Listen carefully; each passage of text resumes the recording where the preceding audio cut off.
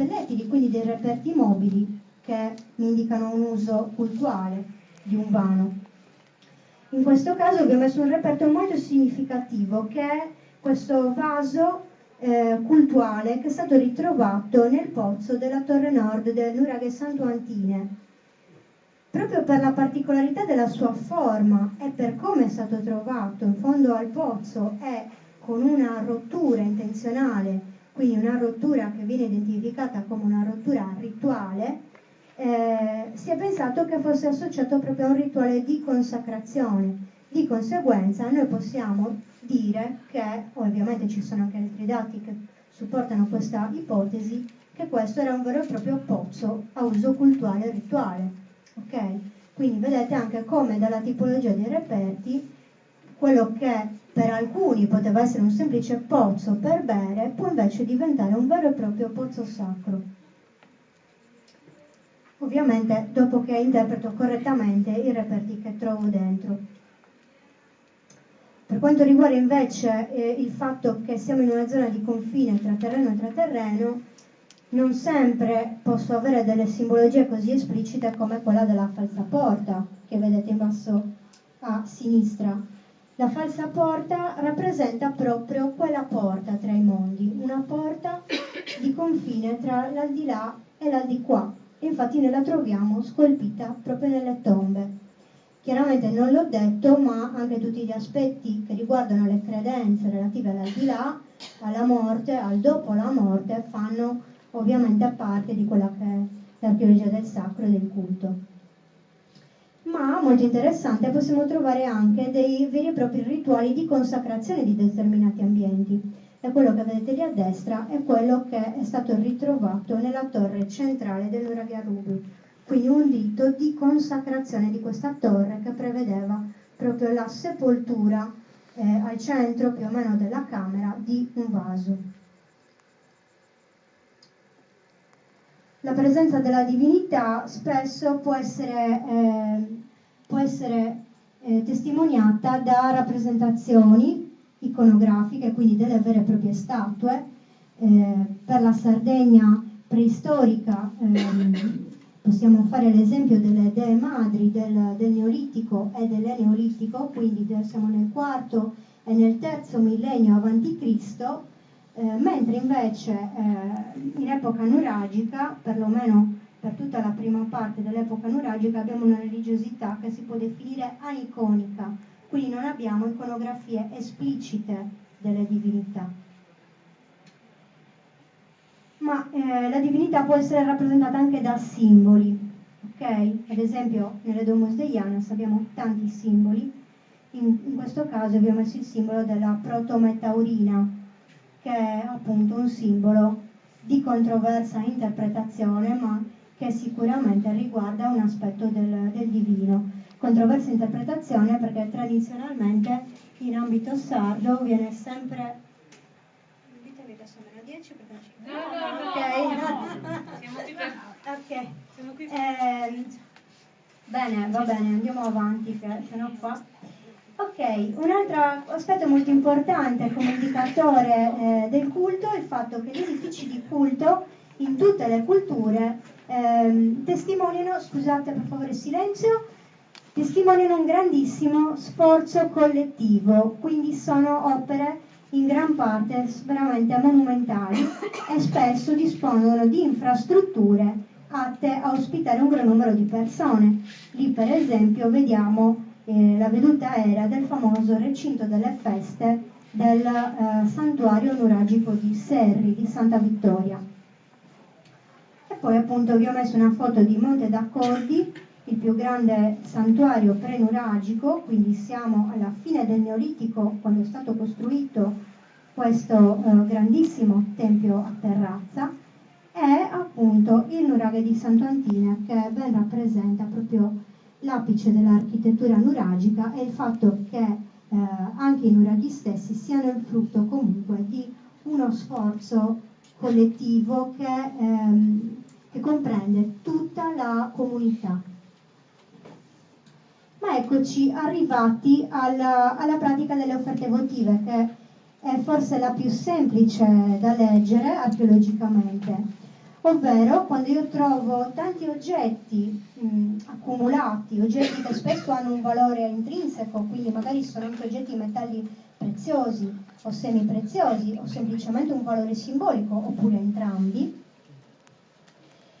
Quando trovo offerte di bevande e di cibo, quindi per esempio anche delle semplici pentole con del cibo dentro, con dei resti di pasto, oppure trovo delle ossa animali accompagnate da resti di combustione che appunto mi indicano dei roghi, e vedo che questi resti sono lasciati tutti lì, si può ipotizzare appunto a dei sacrifici. Chiaramente sto semplificando molto, gli indicatori sono parecchi che entrano in gioco per fare un'ipotesi di questo tipo. Per esempio non trovo solo i resti animali e i resti dei roghi, ma posso trovare anche un altare, ok? E via via posso trovare per esempio degli strumenti usati per l'uccisione degli animali, e lo vedremo anche dopo. Quindi come potete vedere da tutti questi pezzi del puzzle io appunto arrivo a fare la mia ipotesi che quello fosse un luogo di culto. Ma appunto è proprio l'abbondanza delle offerte e la modalità spesso di seppellimento che ci indicano questa pratica delle offerte votive.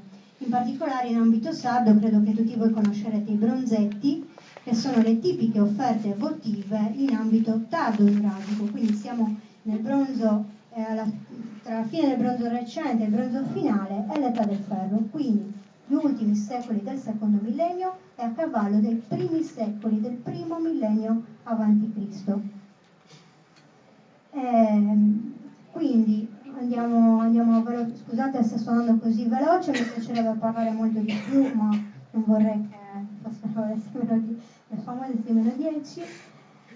Eccoci, quindi come lo riconosciamo un contesto culturale? Presenza di più di questi indicatori che abbiamo visto in combinazione tra di loro. Il fatto che lo stesso tipo di contesto sia ripetitivo in siti dello stesso ambito cronologico e culturale, quindi in siti che sono riferibili alla stessa cultura antica e allo stesso periodo. Un altro indicatore importante è anche la continuità di culto in epoche più recenti. Per esempio, in ambito nuragico noi possiamo avere una continuità di culto che prosegue in epoca punica, in epoca romana e qualche volta, anzi più che qualche volta, spesso anche in epoca cristiana. E qua appunto vi ho messo la foto di Santa Anastasia Sadra proprio per esemplificare questo processo, questo fenomeno del sincretismo religioso. Quindi riassumendo quindi, prima riconosco il contesto in base a ciò che trovo archeologicamente, analizzo i simboli e le iconografie, considero anche altre discipline come può essere l'archeoastronomia, e questo è molto importante nell'ambito dell'archeologia del culto, perché gli edifici sacri erano orientati astronomicamente in tutte le culture antiche, in tutto il pianeta Terra c'è questo fenomeno dell'orientamento astronomico dei luoghi sacri. Per cui, una volta che riconosco un edificio di culto, è anche interessante vedere questo. E perché questo? Perché chiaramente da come è orientato l'edificio io posso avere informazioni sulla religione. È chiaro che se un edificio è orientato con il sole, con il solstizio, posso capire che il culto che si svolgeva in quell'edificio, almeno ipoteticamente, aveva a che fare col sole, che quei giorni lì potevano essere dei giorni importanti, ad esempio i giorni dove si celebravano le feste. Vi ricordo che ancora oggi noi celebriamo il Natale pochi giorni dopo il solstizio d'inverno, non a caso, deriva tutto dagli antichi culti solari, ok? I cenoni e le grandi abbuffate che ancora oggi noi facciamo in modo del tutto inconsapevole sono ciò che resta di quegli antichi banchetti che si svolgevano proprio in occasione delle feste religiose.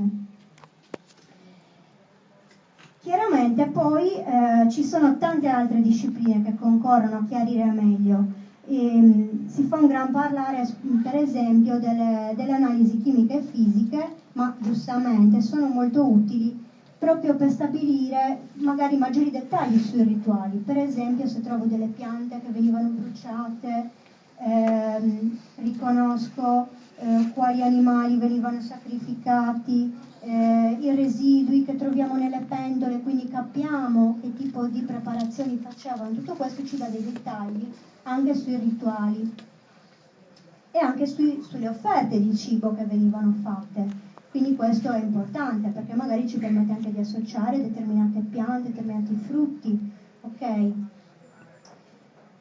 Aggiungo anche, importantissimi sono anche gli studi ovviamente antropologici di storia delle religioni, che ci permettono, nella storia delle religioni, per esempio, di avere uno sguardo d'insieme, quindi confrontando anche altre culture contemporanee, precedenti e successive, e questo nel caso che, per esempio, se nelle culture successive noi abbiamo più informazioni, possiamo estendere alcune informazioni, almeno ipoteticamente, a periodi più antichi. Ok, e quindi alla fine arrivo a elaborare la mia ipotesi. Per concludere vi ho fatto dei casi un pochino più concreti e spero di avere il tempo di illustrarveli tutti. Partiamo dal nuraghe su Mulino di Villanova Franca, che è un nuraghe molto importante, qualcuno di voi lo conoscerà, proprio per il rinvenimento di questo altare, di questa vasca altare. Lo vedete qua con un muretto sopra, ma originariamente si tratta proprio di una vasca a forma di nuraghe. Avere degli altari a forma di nuraghe è una consuetudine nella fase nuragica tarda. Ora purtroppo non ho il tempo di illustrarvi esattamente, di approfondire questo aspetto, ma vi basti pensare che il nuraghe chiaramente era un simbolo talmente importante per questa civiltà, anche in questo periodo tardo, che il luogo sacro non poteva prescindere dalla sua rappresentazione. Ok? Quindi, a mio parere, non era soltanto importante a livello identitario questo simbolo, ma era anche considerato un simbolo sacro, altrimenti non lo metterei a raffigurare un altare. Ok? E questo chiaramente non è, ripeto, un caso isolato.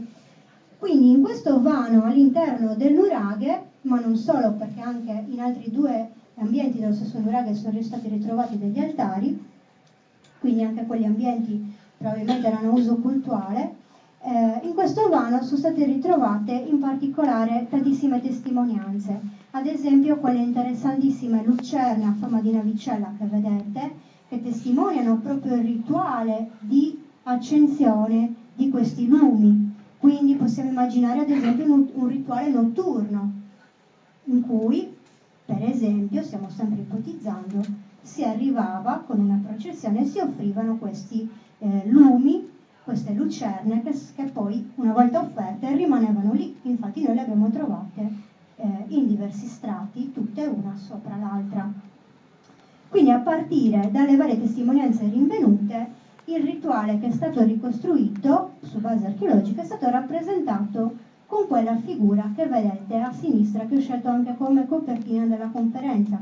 Quindi il sacrificio di animali da latte, in particolare maialini, ma non solo, è probabilmente il versamento del sangue in questa vasca altare, l'offerta di questo sangue. Si è pensato in questo caso a dei rituali che potevano essere di iniziazione, ma diciamo che qua ci stiamo spingendo un po' oltre, perché assolutamente non ne possiamo essere sicuri.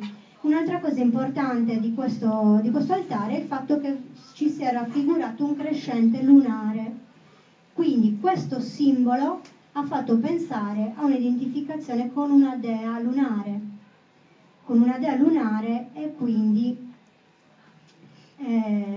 E quindi che tutto il culto fosse dedicato, tutto il culto che si faceva in questo tempio, in questo nuraghe, fosse dedicato quindi a una divinità femminile con un aspetto lunare. Andiamo avanti e passiamo al tempio di Sumonte Sorradile. Come vedete, ve li ho messi non a caso vicino, una vasca altare del tutto simile a quella precedente. Qui le analisi che sono state fatte sulla microstratigrafia rinvenuta all'interno della vasca altare hanno dimostrato che in realtà probabilmente siamo in presenza di un focolare rituale, perché sono stati ritrovati dei frammenti di ceneri e resti combusti quindi probabilmente era un focolare dove venivano bruciate delle offerte. Anche in questo caso sono state ritrovate delle ossa di animali all'interno del tempietto, che vedete a destra insomma, in veduta aerea e a sinistra di fronte, ma ci sono anche altri elementi che ci aiutano. Per esempio abbiamo un vestibolo, quindi una sala che sta davanti alla sala principale, che è quella circolare. Abbiamo questo vestibolo, questo ingresso rettangolare, dove si trovavano delle panche per sedere. Anche le panche per sedere nei vestiboli e nei temenos, quindi nei recinti sacri che definiscono lo spazio dei templi, sono pressoché una costante. Quindi si può pensare che svolgessero anche dei rituali in cui era previsto di sedersi, magari di sedersi e aspettare di poter accedere al tempio. Ok? E come potete vedere in alto a sinistra alcuni reperti che sono stati ritrovati in questo tempio, ma ne sono stati ritrovati veramente tantissimi, quindi ho tanti reperti anche di valore, dall'alto valore anche simbolico, che ritrovo appositamente sepolti all'interno, e quindi questo mi dice che sono delle offerte votive. Passiamo a Sutempiesu, un tempio dell'acqua molto importante, una fonte sacra, quindi una sorgente che è riconosciuta sacra come luogo naturale in sé, quindi questo miracolo dell'acqua che scaturisce dalla terra, cosa ci può essere di più sacro? Viene santificato quindi con la costruzione di un tempio nel bronzo recente, e grazie a un crollo, una frana, questo tempio si è preservato intatto, cioè intatto, insomma, non proprio intatto, quasi, però il contesto archeologico sepolto sotto la frana si è preservato molto bene, restituendo quindi tantissime offerte votive che ci informano quindi sulle pratiche cultuali. Molto importante anche il fatto che si sia conservato il concio sommitale che vedete in alto a destra, che coronava il tetto, e da questo è stato possibile essere sicuri, praticamente in uno dei pochi casi in cui siamo sicuri della forma che aveva questo tempio, quindi una scoperta non indifferente. Ora non mi posso soffermare sugli aspetti sacri dell'acqua, ma anche quello che viene definito il culto delle acque, quindi il riconoscimento di un valore sacro all'acqua per le sue innumerevoli proprietà, tra cui citiamo quelle di purificazione, di guarigione, ad esempio, era appunto in età nuragica uno dei culti principali. Anche su questo si dibatte se l'oggetto del culto fosse l'acqua stessa oppure se fosse qualche divinità specifica. Ci sono vari indizi che ci fanno propendere, perlomeno che personalmente mi ritengono più concorde con considerare l'acqua stessa quale oggetto di culto, quale ierofania, ovvero manifestazione del divino in questo elemento acqua che, ricordiamolo, consente la vita, cioè tra le altre cose. Tutti quanti conoscete, che è quello di Santa Cristina. Santa Cristina, quindi, oltre a essere un pozzo per il culto delle acque, ha anche un'importante connessione con quello che è l'osservazione dei cicli lunari. Quindi possiamo a tutti gli effetti dire che questo ciclo lunare rientrava in questo culto, cioè l'osservazione del ciclo lunare ovviamente non è un'osservazione fine a se stessa. La luna rientra in qualche modo in un aspetto del culto. Le immagini che vedete a destra sono tratte dal bellissimo libro di Arnold Leboeuf, che è appunto uno storico delle religioni, che si occupa anche di archeastronomia e ha studiato in modo dettagliato più di ogni altro questo incredibile monumento, giungendo a scoprire come sia uno strumento perfetto proprio per osservare il ciclo lunare. Quindi noi possiamo prevedere che nei momenti principali del ciclo lunare venissero anche fatte delle celebrazioni religiose e che questa conoscenza dei moti degli astri, così importante proprio per connettersi al cielo, al divino, fosse appannaggio in qualche modo di una casta sacerdotale. Quindi Leboeuf cosa ha scoperto? Ricordiamolo perché probabilmente non tutti lo sanno, che con il pozzo di Santa Cristina si può osservare questo ciclo lunare e in particolare si può osservare questo fenomeno così, di cui forse avrete sentito parlare, della luna che si riflette al centro del pozzo in corrispondenza di un evento, dell'evento più importante del ciclo lunare, ovvero il lunistizio maggiore settentrionale, che avviene una volta ogni 18,5 anni. In tutto questo le file dei conci del pozzo sacro fungono proprio da indicatori, perché man mano che il ciclo avanza, nel corso di questo ciclo di 18 anni, la luce della luna giunge a illuminare determinate tacchette, ok? Quindi queste tacche possono essere proprio utilizzate per osservare a che punto siamo, una sorta proprio di calendario. Addirittura lui si spinge oltre e vi consiglio di leggere il libro, chiaramente adesso è un po' complesso spiegare come ci è arrivato, ma nel libro trovate tutta la dimostrazione molto dettagliata che dei dati desumibili proprio dalle osservazioni sul monumento era possibile addirittura prevedere le eclissi. Quindi immaginatevi cosa può significare da un punto di vista religioso poter prevedere le eclissi. Ok, andiamo avanti.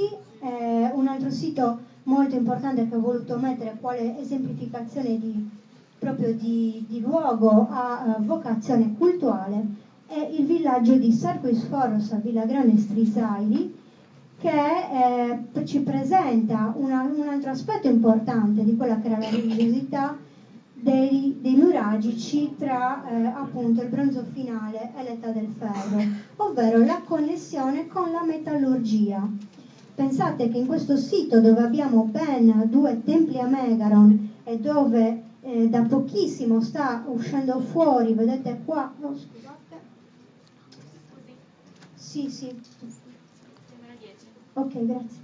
Vedete lì in basso a sinistra sta uscendo fuori una gradonata, una sorta di anfiteatro, quindi probabilmente di struttura utilizzata per le cerimonie pubbliche.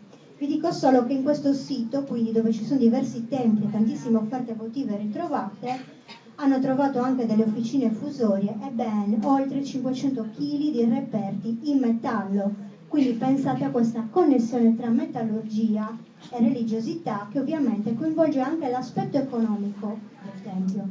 Ok, questo era l'ultimo esempio. Sono arrivate le 6:10, quindi non sono riuscita a dire tutto quello che avrei voluto, ma io spero che comunque almeno le cose principali vi siano giunte. Purtroppo non abbiamo neanche tempo per le domande. Io chiaramente vi invito, avete tutti ricevuto la brochure, quindi vi invito a visitare il sito, magari a partecipare a degli altri incontri. Faccio anche dei seminari proprio sulla spiritualità nella Sardegna preistorica, quindi se ne parla più in dettaglio delle cose. E come conclusione possiamo dire che quando adottiamo i procedimenti archeologici in modo rigoroso possiamo identificarli con un certo margine di sicurezza quali sono i luoghi di culto. Poi chiaramente per arrivare a definire meglio l'approccio multidisciplinare è sempre la cosa più importante, perché ci permette anche di decodificare quelli che erano i simboli, ad esempio gli aspetti psicologici, che chiaramente quando si parla di religione e di credenze hanno molta importanza. Quindi mi piace sempre in queste scienze che concorrono a formare l'interpretazione citare anche la psicologia, che normalmente in archeologia non viene mai citata. Grazie a tutti.